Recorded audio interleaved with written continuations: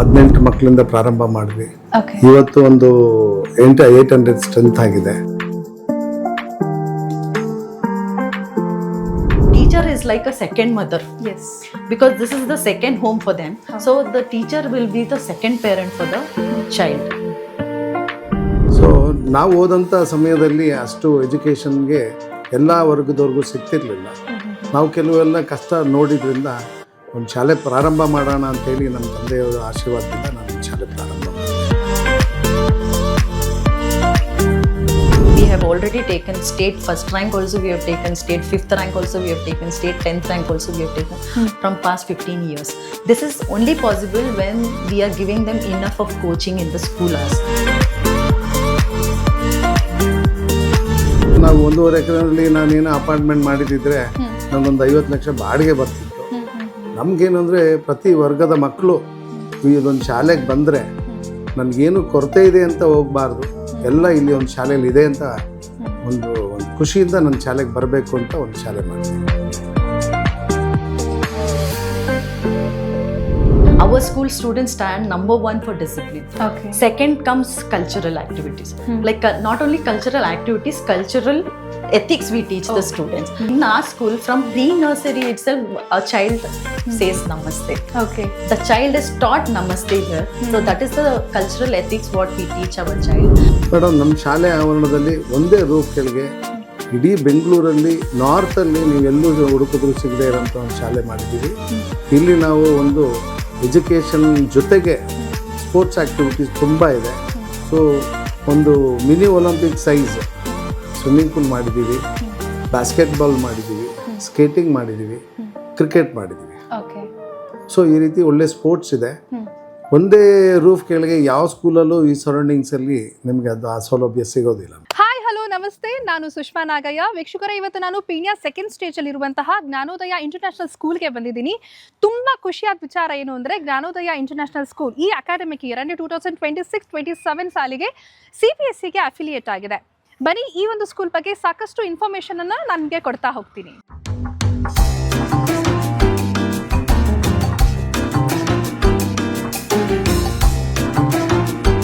ನಿಮ್ಮ ಮಗ ಏನು ಓದ್ತಾ ಇರೋದು ಜ್ಞಾನೋದಯ ಇಂಟರ್ನ್ಯಾಷನಲ್ ಸ್ಕೂಲಲ್ಲಿ?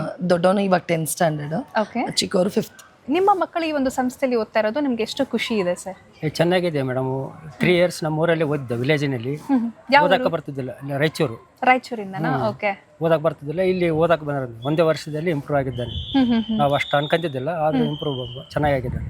ನಾನು ಲಾಸ್ಟ್ ಇಯರ್ ಅಷ್ಟೇ ನನ್ನ ಮಕ್ಕಳನ್ನ ಇಲ್ಲಿ ಜಾಯಿನ್ ಮಾಡಿದ್ದು. Okay. So I was worried about it, how it will be ಅನ್ನೋದು, and new environment, how they look after. I was worried, but drastically it is very change and I am very happy with that.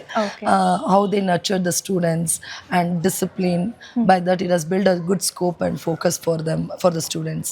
Apart from that, I am happy with the co-curriculum activities, ma'am. Okay. ಮುಂಚೆ ಯಾವ ರೀತಿ ಇದ್ರು ನಿಮ್ಮ ಮಕ್ಕಳು, ಇವಾಗ ಯಾವ ರೀತಿ improve ಆಗಿದ್ದಾರೆ? ಇಲ್ಲ, ಓದಕ್ಕೆ ಬರ್ತಿದ್ದಿಲ್ಲ, ಈಗ ಪೇಪರ್ ಓದ್ತಾನ್ರಿ ಮೇಡಮ್. ಹೌದಾ? ಈಗ ಸೆಂಟೆನ್ಸ್ ಓದಕ್ಕೆ ಬರ್ತಿದ್ದಲ್ಲ, ಈ ಪೇಪರ್ ಓದ್ತಾನೆ. 1ನೇ ಕ್ಲಾಸ್, 1ನೇ ಕ್ಲಾಸಿಗೆ ಪೇಪರ್ ಓದ್ತಾನೆ. ಓಕೆ.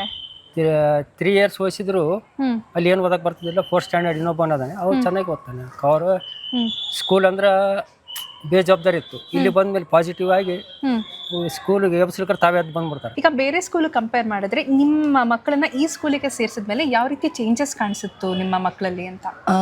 ಇಲ್ಲಿ ಸ್ಕೂಲಲ್ಲಿ ಮ್ಯಾಮ್ ನಾನು ನೋಡಿದಂಗೆ ಟೀಚರ್ಸ್ ಅವ್ರ ಇಡನ್ ಟ್ಯಾಲೆಂಟ್ ರೆಕಗ್ನೈಸ್ ಮಾಡಿದ್ದಾರೆ. ಇಂಡಿವಿಜುವಲ್ ಮಗುದು ರೆಕಗ್ನೈಸ್ ಮಾಡಿ ಅವ್ರಿಗೆ ಯಾವ್ದ್ರಲ್ಲಿ ಇಂಟ್ರೆಸ್ಟ್ ಇದೆ ಅದನ್ನ ಫೋಕಸ್ ಮಾಡಿದ್ದಾರೆ. And they have given them a voluntarily to go for everything. ಒಂದು ಡ್ಯಾನ್ಸ್ ಅಲ್ಲಿ ಇರ್ಬೋದು, ಒಂದು ಸ್ಪೀಚ್ ಕೊಡೋದಿರ್ಬೋದು, ಥಾಟ್ ಹೇಳೋದಿರ್ಬೋದು, ಅದರಲ್ಲಿ ಅವ್ರಿಗೆ ವಾಲಂಟರಿ ಕೊಟ್ಟಿದ್ದಾರೆ. ಸೊ ಅವಾಗ ಯಾರಿಗೆ ಆ ಶೈನೆಸ್ ಇತ್ತು, ನನ್ನ ಮಗಂಗೆ ತುಂಬಾ ಶೈ ಇತ್ತು, ಅವ್ನು ಯಾರ ಹತ್ರ ಮಾತಾಡ್ತಿರ್ಲಿಲ್ಲ, ಇಲ್ಲಿ ಅವನ ಚೇಂಜ್ ಆಗಿದೆ. ಸೊ ಅವಾಗ ನನ್ಗೆ ಅದು ರೆಕಗ್ನೈಸ್ ಆಯ್ತು. ಈ ಏರಿಯಾದಲ್ಲಿ ಸ್ಪೋರ್ಟ್ಸ್ ಅಂದ್ರೆ ಬೆಂಗಳೂರಲ್ಲಿ ನಿಯರೆಸ್ಟ್ ಜಾಗದ ಪ್ರಾಬ್ಲಮ್. ಹೌದು. ಇಲ್ಲಿ ಎಲ್ಲ ಸ್ವಿಮ್ಮಿಂಗ್ ಅದು ನೋಡಿದ್ರೆ ಈ ಏರಿಯಾದಾಗ ಚೆನ್ನಾಗಿ ಕಾಣುತ್ತೆ. ಇದ್ರಂಗೆ ಎಲ್ಲಿ ಸ್ವಿಮ್ಮಿಂಗ್ ಓದಿ ಸ್ಕೂಲಲ್ಲಿ ಕಮ್ಮಿ. ಜ್ಞಾನೋದಯ ಇಂಟರ್ನ್ಯಾಷನಲ್ ಸ್ಕೂಲ್ನ ಫೌಂಡರ್ ಹಾಗೂ ಸೆಕ್ರೆಟರಿ ಆಗಿರುವಂತಹ ಜಗದೀಶ್ ಅವರು ಈಗ ನಮ್ಮ ಜೊತೆ ಇದ್ದಾರೆ. ಬನ್ನಿ, ಅವ್ರ ಹತ್ರ ಸಾಕಷ್ಟು ಇನ್ಫಾರ್ಮೇಶನ್ ತಿಳ್ಕೊಳ್ಳೋಣ. ಸರ್, ನಮಸ್ತೆ. ಸರ್, ನಮಸ್ತೆ ಮೇಡಮ್. ಕಾರ್ಯಕ್ರಮಕ್ಕೆ ಸ್ವಾಗತ. Thank you. ಓಕೆ ಸರ್, ಮೊದಲನೇದಾಗಿ ಈ ಒಂದು ಶಾಲೆನ ಸ್ಥಾಪನೆ ಮಾಡೋದಕ್ಕೆ ನಿಮಗೆ ಏನು ಇನ್ಸ್ಪೈರ್ ಮಾಡ್ತು ಅಂತ? ಮೇಡಮ್, ನಾವು ಒಂದು ವಿಷನ್ ಇಟ್ಕೊಂಡು ಸ್ಟಾರ್ಟ್ ಮಾಡಿದ್ವಿ 2004 and 5ನಲ್ಲಿ. ಸ್ಟಾರ್ಟಿಂಗು ನಮಗೆ ಇಲ್ಲೊಂದು 18 ಮಕ್ಕಳಿಂದ ಪ್ರಾರಂಭ ಮಾಡಿದ್ವಿ. ಓಕೆ ಇವತ್ತು ಒಂದು 800 ಸ್ಟ್ರೆಂತ್ ಆಗಿದೆ. ಓಕೆ ಸೊ ಒಂದು ನಮ್ಮಲ್ಲಿ ಸಾಮಾನ್ಯವಾಗಿ ಎಲ್ಲ ಮಧ್ಯವರ್ತಿ ಮಕ್ಕಳೇ ಬರ್ತಾ ಇದ್ದಾರೆ, ಪೇರೆಂಟ್ಸ್ ಬರ್ತಾರೆ. ಸೊ ಎಲ್ಲರಿಗೂ ಒಂದು ಎಜುಕೇಷನ್ ಸಿಗಲಿ ಅನ್ನೋ ಒಂದು ಉದ್ದೇಶಕ್ಕೋಸ್ಕರ ನಾನು ಇಲ್ಲೊಂದು ಶಾಲೆ ಪ್ರಾರಂಭ ಮಾಡಿದ್ದೆ. ಓಕೆ ಇನ್ನು ಈ ಒಂದು ಸ್ಕೂಲ್ನ ಸ್ಟಾರ್ಟ್ ಮಾಡ್ಬೇಕಾದ್ರೆ ನಿಮ್ಮದು ವಿಷನ್ ಏನಿತ್ತು ಅಂತ? ಏನು ಅಂದರೆ ಎಲ್ಲ ವರ್ಗದವ್ರಿಗೂ ಒಂದು ಎಜುಕೇಷನ್ ಸಿಗಲಿ ಅನ್ನೋ ಆಸೆ. ನಾವು ಓದೋಂಥ ಸಮಯದಲ್ಲಿ ಎಲ್ಲ ಆ್ಯಕ್ಟಿವಿಟೀಸು ನಮಗೆಲ್ಲ ಸಿಗ್ತಾ ಇರಲಿಲ್ಲ. ಸೊ ನಮಗೆ ಇದೊಂದು ಜಾಗ ನಮ್ಮ ತಂದೆಯವರು ಕಷ್ಟಪಟ್ಟು ಭಾಳ ಹಿಂದೆಯೇ 87ರಲ್ಲಿ ಈ ಜಾಗನ ಕೊಂಡ್ಕೊಂಡ್ರು. ಸೊ ಮಂಡ್ಯದಿಂದ ಬಂದು ಇವತ್ತು ಇಲ್ಲಿ ಒಂದು ಜಾಗ ಕೊಂಡ್ಕೊಳ್ಳೋದು ಅಷ್ಟು ಸುಲಭ ಅಲ್ಲ. ಸೊ ನಾವು ಓದಂಥ ಸಮಯದಲ್ಲಿ ಅಷ್ಟು ಎಜುಕೇಷನ್ಗೆ ಎಲ್ಲ ವರ್ಗದವ್ರಿಗೂ ಸಿಗ್ತಿರ್ಲಿಲ್ಲ. ನಾವು ಕೆಲವೆಲ್ಲ ಕಷ್ಟ ನೋಡಿದ್ರಿಂದ ಒಂದು ಶಾಲೆ ಪ್ರಾರಂಭ ಮಾಡೋಣ ಅಂತೇಳಿ ನಮ್ಮ ತಂದೆಯವರ ಆಶೀರ್ವಾದದಿಂದ ನಾನೊಂದು ಶಾಲೆ ಪ್ರಾರಂಭ ಮಾಡಿದೆ ಮೇಡಮ್. ಓಕೆ ಎಕ್ಸಾಕ್ಟ್ ಲೊಕೇಶನ್ ಯಾವುದು ಸರ್ ನಿಮ್ಮದು ಶಾಲೆದು? ನಮ್ಮದು ಪೀಣ್ಯ ಸೆಕೆಂಡ್ ಸ್ಟೇಜು ಲೆಗೇರಿಗೆ ಮಧ್ಯ JKW ಲೇಔಟಲ್ಲಿ ಔಟ್ ಆಫ್ ದ ಸಿಟಿಲೇ ಇದೆ. ಸೊ ಇದು ಸೆಂಟರ್ ಆಫ್ ದ ಸಿಟಿಲಿ 1.5 ಎಕರೆಯಲ್ಲಿ ನಾವು ಒಂದು ಶಾಲೆ ಪ್ರಾರಂಭ ಮಾಡಿದ್ದೀವಿ ಮೇಡಮ್. ಓಕೆ 1.5 ಎಕರೆಯಲ್ಲಿ ಒಂದು ಫುಲ್ ಯುಟಿಲೈಸ್ ಮಾಡ್ಕೊಂಡಿದ್ದೀರಾ? 1.5 ಎಕರೆ ಹೌದು, ಫುಲ್ಲು ಪೂರ್ತಿ ಒಂದು ಶಾಲೆಗೆ ಅಂತಲೇ ಬಿಟ್ಟಿದ್ದೀವಿ. ಆ್ಯಕ್ಚುಲಿ ಹೇಳಬೇಕು ಅಂದರೆ ನಾವು 1.5 ಎಕರೆಯಲ್ಲಿ ನಾನೇನೋ ಅಪಾರ್ಟ್ಮೆಂಟ್ ಮಾಡಿದ್ದಿದ್ರೆ ನಮಗೊಂದು 50 ಲಕ್ಷ ಬಾಡಿಗೆ ಬರ್ತಿತ್ತು. ನಮಗೇನು ಅಂದರೆ ಪ್ರತಿ ವರ್ಗದ ಮಕ್ಕಳು ಇದೊಂದು ಶಾಲೆಗೆ ಬಂದರೆ ನನಗೇನು ಕೊರತೆ ಇದೆ ಅಂತ ಹೋಗಬಾರ್ದು, ಎಲ್ಲ ಇಲ್ಲಿ ಒಂದು ಶಾಲೆಯಲ್ಲಿ ಇದೆ ಅಂತ ಒಂದು ಖುಷಿಯಿಂದ ನನ್ನ ಶಾಲೆಗೆ ಬರಬೇಕು ಅಂತ ಒಂದು ಶಾಲೆ ಮಾಡಿದ್ದೀನಿ ಮೇಡಮ್. ಓಕೆ ಸರ್ 1.5 ಎಕರೆಯಲ್ಲಿ ಶಾಲೆ ಸ್ಥಾಪನೆ ಮಾಡಿದ್ದೀರಾ, 1.5 ಎಕರೆಯಲ್ಲಿ ಫುಲ್ ಯುಟಿಲೈಸ್ ಕೂಡ ಮಾಡ್ಕೊಂಡಿದ್ದೀರಾ. ಏನೆಲ್ಲ ಇದೆ ಸರ್ ನಿಮ್ಮ ಶಾಲೆ ಆವರಣದಲ್ಲಿ? ಮೇಡಮ್ ನಮ್ಮ ಶಾಲೆ ಆವರಣದಲ್ಲಿ ಒಂದೇ ರೂಫ್ ಕೆಳಗೆ ಇಡೀ ಬೆಂಗಳೂರಲ್ಲಿ ನಾರ್ತಲ್ಲಿ ನೀವೆಲ್ಲೂ ಹುಡುಕಿದ್ರು ಸಿಗದೆ ಇರೋಂಥ ಒಂದು ಶಾಲೆ ಮಾಡಿದ್ದೀವಿ. ಇಲ್ಲಿ ನಾವು ಒಂದು ಎಜುಕೇಷನ್ ಜೊತೆಗೆ ಸ್ಪೋರ್ಟ್ಸ್ ಆ್ಯಕ್ಟಿವಿಟೀಸ್ ತುಂಬ ಇದೆ. ಸೊ ಒಂದು mini Olympic size swimming pool ಮಾಡಿದ್ದೀವಿ, ಬಾಸ್ಕೆಟ್ಬಾಲ್ ಮಾಡಿದ್ದೀವಿ, ಸ್ಕೇಟಿಂಗ್ ಮಾಡಿದ್ದೀವಿ, ಕ್ರಿಕೆಟ್ ಮಾಡಿದ್ದೀವಿ. ಓಕೆ ಸೊ ಈ ರೀತಿ ಒಳ್ಳೆ ಸ್ಪೋರ್ಟ್ಸ್ ಇದೆ.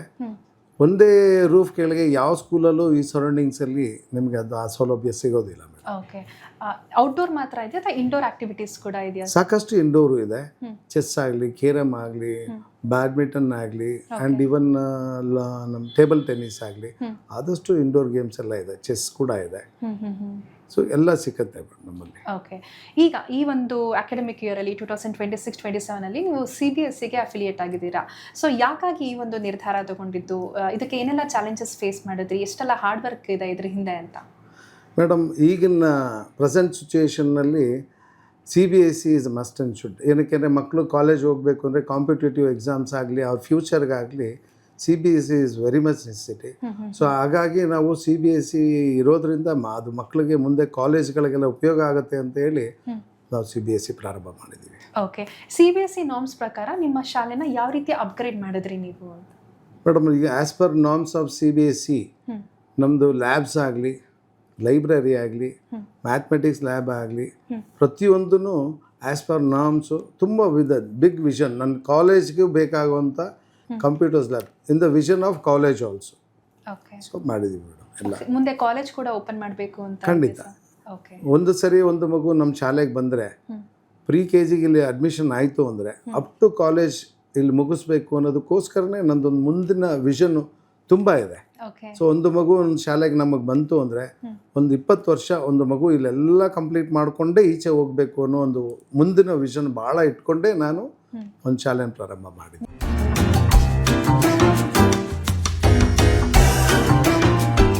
ಜ್ಞಾನೋದಯ ಇಂಟರ್ನ್ಯಾಷನಲ್ ಸ್ಕೂಲ್ನ ಪ್ರಿನ್ಸಿಪಲ್ ಆಗಿರುವಂತಹ ಶೋಭಾ ಜಗದೀಶ್ ಅವರು ಈಗ ನಮ್ಮ ಜೊತೆ ಇದ್ದಾರೆ. ಅವ್ರ ಹತ್ರ ಮಾತಾಡೋಣ. ಮೇಡಮ್ ನಮಸ್ತೆ ಮ್ಯಾಮ್. ನಮಸ್ತೆ ma'am. Welcome to the show. Thank you. Okay ma'am, ಮೊದಲನೇದಾಗಿ ಕಂಗ್ರ್ಯಾಚುಲೇಷನ್ಸ್. ಈ ಒಂದು ವರ್ಷ 2026-27 ನಿಮ್ಮ ಶಾಲೆ CBSEಗೆ ಅಫಿಲಿಯೇಟ್ ಆಗಿರೋದಕ್ಕೆ congratulation. Thank you so much. Okay ma'am, ಈಗ ಸ್ಟೇಟಿಂದ CBSEಗೆ ಅಫಿಲಿಯೇಟ್ ಆಗಿದೆಯಲ್ಲ, ಯಾವ ರೀತಿ ಅಕಾಡೆಮಿಕ್ಸ್ ಚೇಂಜ್ ಆಗಿದೆ, ಹೇಗೆ ಅಂತ? ಮ್ಯಾಮ್ ಅಕಾಡೆಮಿಕ್ಸ್ಗಿಂತ ಹೇಳೋಕ್ಕಿಂತನೂ the curriculum there is a difference ಮತ್ತು pedagogy, like the way how we teach. So CBSE norms ಪ್ರಕಾರ what they say is skill developments, life skills ಹೇಳ್ಕೊಡ್ಬೇಕು ಮಕ್ಕಳಿಗೆ, ನಾಟ್ ಓನ್ಲಿ ಅಕಾಡೆಮಿಕ್ಸ್. ಬಟ್ ನಾವು ಅಫಿಲಿಯೇಷನ್ ತಗೊಳಕ್ಕಿಂತ ಮುಂಚೆನೆ we are already doing all such things what CBSE wanted us to do. From how many years you were doing that? From when 2013-14 only we started this. We were giving all the CBSE curriculum ಮಕ್ಕಳಿಗೆ ಏನು ಬೇಕು education wise, academics ಹೇಗೆ strong ಮಾಡಬೇಕು ಮಕ್ಕಳಿಗೆ. We had done all those things before getting the affiliation itself. Okay. ಈಗಿನ ಇವತ್ತಿನ ಕಾಲಮಾನದಲ್ಲಿ education ಅನ್ನೋದು ಎಷ್ಟು ಇಂಪಾರ್ಟೆಂಟ್ ಮ್ಯಾಮ್? ಡೆಫಿನೆಟ್ಲಿ ಎಜುಕೇಷನ್ ತುಂಬ ಇಂಪಾರ್ಟೆಂಟು. ಒಂದು ಮಗುಗೆ ಎಜುಕೇಟ್ ಮಾಡಿದ್ರೆ you will definitely get an number of qualified people. Okay okay. So how do balance ma'am? Academics ಇರ್ಬೋದು, extra curricular ಇರ್ಬೋದು, ಈ ಒಂದು ಶಾಲೆಯಲ್ಲಿ ಯಾವ ರೀತಿ ಬ್ಯಾಲೆನ್ಸ್ ಮಾಡ್ತೀರಾ? ಹಾಗೆ ಏನೆಲ್ಲ ಇದೆ ಎಕ್ಸ್ಟ್ರಾ ಕರಿಕ್ಯುಲರ್ ಆಕ್ಟಿವಿಟೀಸ್ ಅಂತ? Ma'am academics important, extra curricular important students ಲೈಫಿಗೆ. Like mentally also they have to prepare, physically also they have to prepare for this Gen Z. So ಮಕ್ಕಳಿಗೆ ಅಕಾಡೆಮಿಕ್ಸ್ ಬಂದಾಗ we give a strong foundation. Then coming to extra curricular activities ಅಂದಾಗ we give them sports. Like what sports ಅಂದರೆ ground ಸ್ಪೋರ್ಟ್ಸಲ್ಲೂ ಇರುತ್ತೆ. ಹೆಂಗೆ ಅಂದರೆ ಖೋಖೋ ಇದೆ, throwball ಇದೆ, ಅವ್ರಿಗೆ ಅಥ್ಲೆಟಿಕ್ಸ್ ಇದೆ. Then coming to other sports ಅಂದಾಗ skating rink is there in ಆ school, basketball court is there, cricket pitch is there, and moreover mini Olympic size we have given them swimming pool actually. And how we train the students here is like we train them in such a way that the child is prepared for the next level competition world. ಸುಮ್ಮನೆ ಇಲ್ಲಿ ಈ school ಒಳಗಡೆ ಕಲ್ತಿ ಮಗು ಸೀಮಿತವಾಗಿರಬಾರ್ದು, ಮಗು explore ಆಗಬೇಕು. That is how we prepare the child. Teacher is like a second mother. Yes. Because this is the second home for them. So the teacher will be the second parent for the child. Okay. Then the teacher identifies such kind of students and then we give them according to their level. We give them remedial classes for the below average students. Okay. And that's how we tune them up during for academics. And few students will be good in sports. We check if they are very good in sports and they are interested in sports. We give them extra practice sessions after the school hours with the parent consent. Then every classroom has a smart class. So audio visual based alle teaching ನಡೆಯುತ್ತೆ class ಅಲ್ಲಿ. Okay. So these all were been upgraded. So what makes Gnanodaya International School to stand out from other school comparatively? Definitely this I want to answer because the first thing we teach them discipline. Yeah. Our school students stand number one for discipline. Okay. Second comes cultural activities. Like not only cultural activities, cultural ethics we teach the students. So from in our school, from pre-nursery itself, a child says namaste. Okay. The child is taught namaste here. So that is the cultural ethics what we teach our child. Okay. And then comes discipline. The child knows when the child sees a teacher, how the child has to wish.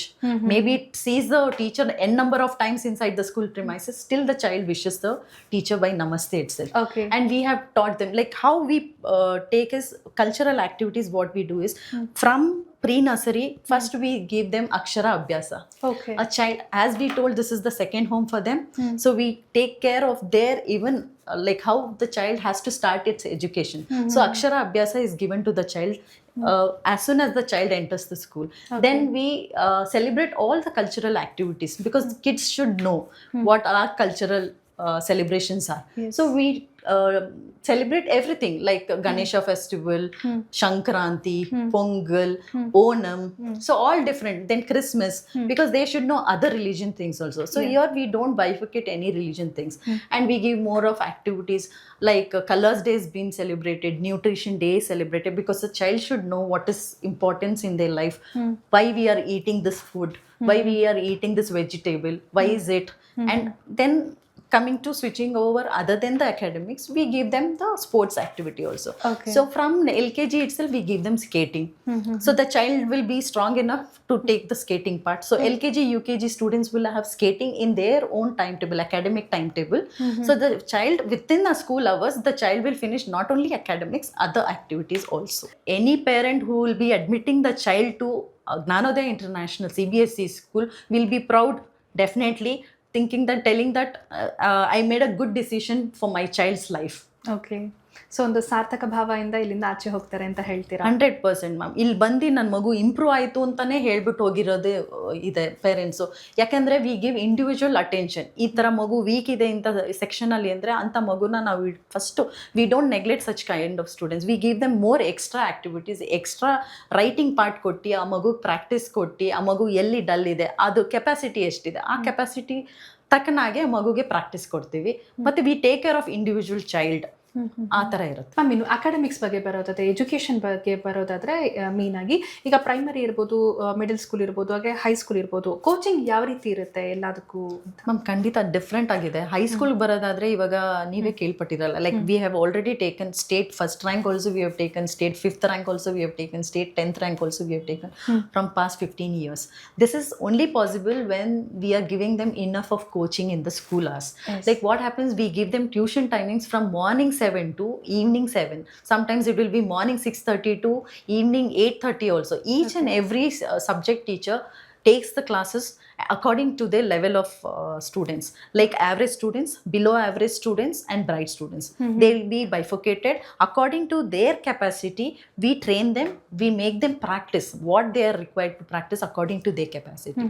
So how it is, like they have to write and practice. It is not a oral practice, it is a writing practice. Each child is being given attention from the subject teachers according, and we make groups actually. So each teacher will take 7 to 8 students under them according to the strength. Then they train them accordingly, and they give a call conversation will be there from the teacher to the parent to check whether the child wakes up by morning 5, then evening till night, till what time the child is studying, like maybe till 12:30, 1 a.m. All such things, time slots will be taken from the parent itself. Okay. ಹೇಗ್ ಮಗು ಓದ್ತಿದ್ಯಾ, ಬರೀತಾ, ನಾ ಇದನ್ನ ಬರ್ದಿಲ್ಲ, ಇದನ್ನ ಓದಿಲ್ಲ. Parent also follow-ups will be there from parent side also, from teacher side also. There is a coordination with the teacher and parent. ಆ ಥರ ಮಾಡಿನೇ ನಮಗೆ ಇವತ್ತಿಗೆ ನಾವು ಈ ಥರ ಸ್ಟೇಟ್ ಅಲ್ಲಿ ರ್ಯಾಂಕ್ ತಗೊಳಕ್ಕೆ ಸಾಧ್ಯ ಆಗಿದೆ.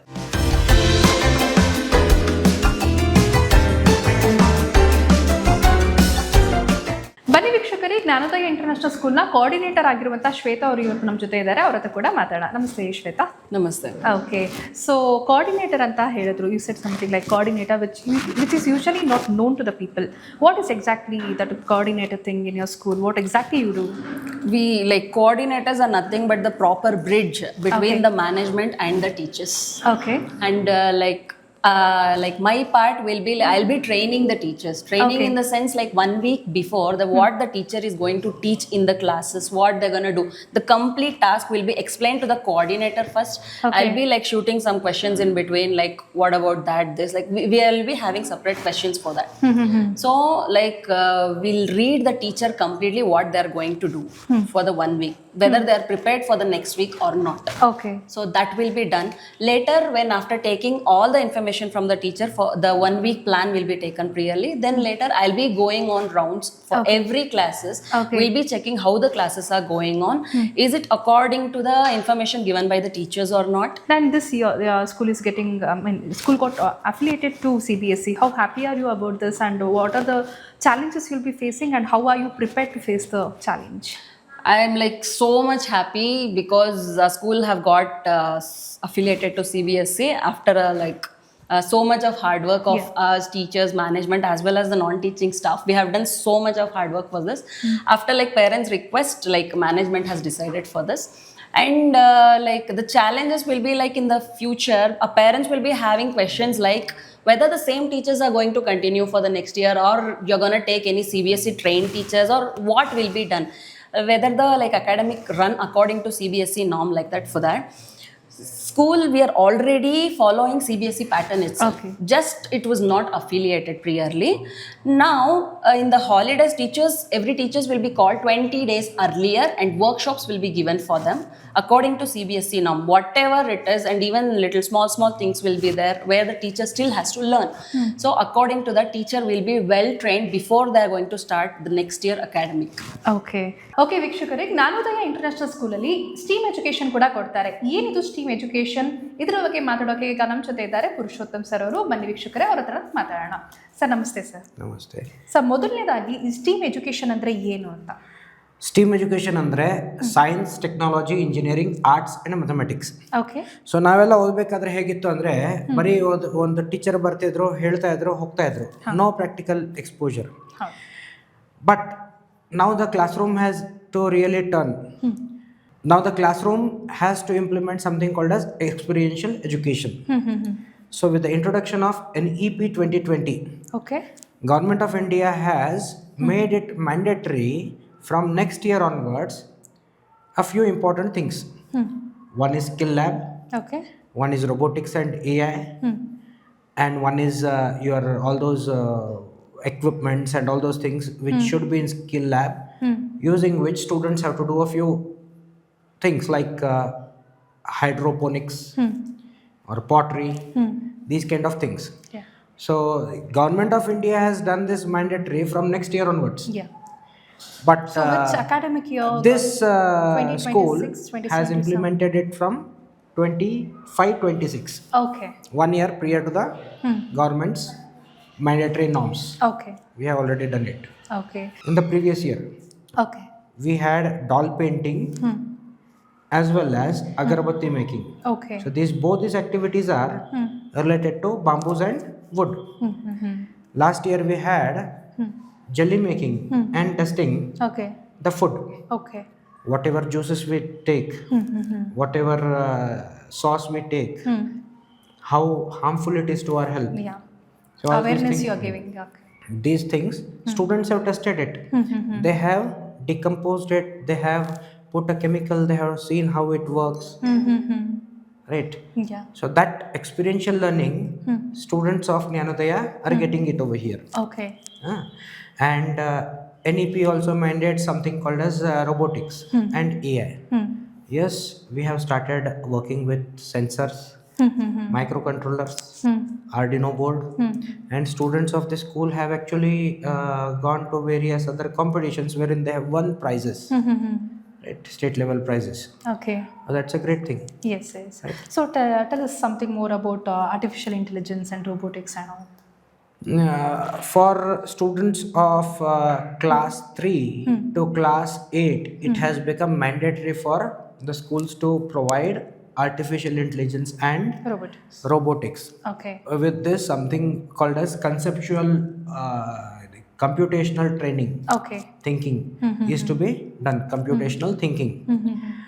So basically, Government of India wants to change the attitude of the students. Okay. One is responsibility shedding to responsibility getting, or get responsible citizens. Okay Jnanodaya international ಸ್ಕೂಲ್ನ ಒಬ್ಬರು ಟೀಚರ್ ಈಗ ನಮ್ಮ ಜೊತೆ ಇದ್ದಾರೆ, ಅವ್ರ ಹತ್ರ ಮಾತಾಡೋಣ. ನಮಸ್ತೆ ನಮಸ್ತೆ ಮ್ಯಾಮ್. ಓಕೆ, ನಿಮ್ಮ ಹೆಸರು? ನನ್ನ ಹೆಸರು ಚಂದ್ರಕಲಾ. ಓಕೆ. ಯಾವ ಸಬ್ಜೆಕ್ಟ್ ಹ್ಯಾಂಡಲ್ ಮಾಡ್ತೀರಾ? Grade 1 maths ma'am.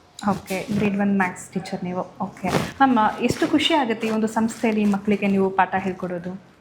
Ma'am, being a maths teacher, I'm very interested to teach maths. Okay. Because since I handle from past 3 years the maths, so we are like playing with the kids and we are going to teach them. Okay. So practically. Okay, what are the challenges you face in the school to teach, and like how do you solve, and how are you trained to solve those things, and what all support you get from management? Ma'am, we get often workshops for Okay. the teachers, which helps us to improve ourselves in teaching field. Upgrading And yourself. yes, Yeah.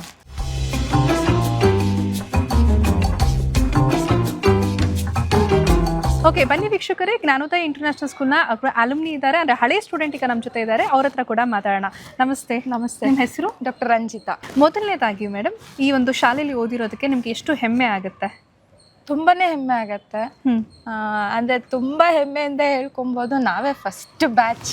Okay. Pass out ಆಗೋದ್ರಲ್ಲಿ ನಮ್ಮದೇ first batch. But ತುಂಬ ಚೆನ್ನಾಗೇ ಹೇಳ್ಕೊಡ್ತಿದ್ದೆ. ಅಂದರೆ students ಮೇಲೆ ಒಬ್ರೊಬ್ರ ಮೇಲೆ pressure ಏನೂ ಇರ್ತಾ ಇರಲಿಲ್ಲ. ಮತ್ತು ಕಾನ್ಸಂಟ್ರೇಟ್ ಮಾಡೋದು, ಒಬ್ರೊಬ್ರ ಮೇಲೆ ಕಾನ್ಸಂಟ್ರೇಟ್ ಮಾಡಿ ನಮ್ಮನ್ನ ಪಾಸ್ ಔಟ್ ಮಾಡ್ತಿದ್ರು. ಎಷ್ಟು ಚೆನ್ನಾಗಿ ಹೇಳ್ಕೊಡ್ತಾ ಇದ್ರು ಅಂದರೆ ನಾವು ಟ್ಯೂಷನ್ಸ್ಗೂ ಹೋಗ್ತಾ ಇರಲಿಲ್ಲ. ಸೊ ಇಲ್ಲೇ ಕಲ್ತ್ಬಿಟ್ಟು ವಿ ಆರ್ ಸ್ಕೋರ್ಡ್ 90ವರೆಗೂ ನಾವು ಪಾಸ್ ಔಟ್ ಆಗಿದ್ದೀವಿ. 90% ಎಲ್ಲರದೂ ಆಲ್ಮೋಸ್ಟ್ 90% ಅಲ್ಲಿ ಪಾಸ್ ಔಟ್ ಆಗಿದ್ದೀವಿ. Academics and co-curricular and extra curricular activities, how was your experience in the school? ಹೇಗಿತ್ತು ನಿಮ್ಮ experience? Was really good, honestly. Amidst the peer pressure, the academic pressure, we also had a lot of fun.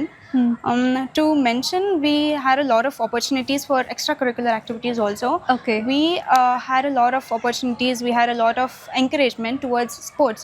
Okay. For instance, we also reached state and national levels in sports, in particular sports. Okay. So it's a really good opportunity. We also have a good opportunity in sports as well as in studies, as to say. I mean to say, the basement is the school, right, in your studies. So ಅದು ನಿಮ್ಗೆ ಎಷ್ಟು help ಆಗಿದೆ ನಿಮ್ಮ ಒಂದು ಲೈಫಲ್ಲಿ ಅಂತ? The faculty here were very helpful. They were very supportive, honestly. Apart from studies, they were also very supportive towards the personal. They were also guiding us very personally. They used to mentor you. Yeah. Okay. That is very important thing to mention, honestly. Yeah, that is all.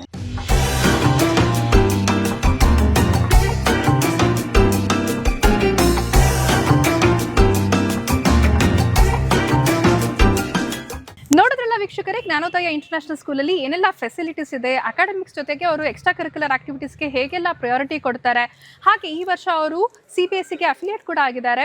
So ಈ ಒಂದು program ನಿಮ್ಗೆ ಇಷ್ಟವಾಗಿದೆ ಅಂತ ಭಾವಿಸ್ತೀವಿ. Thank you so much.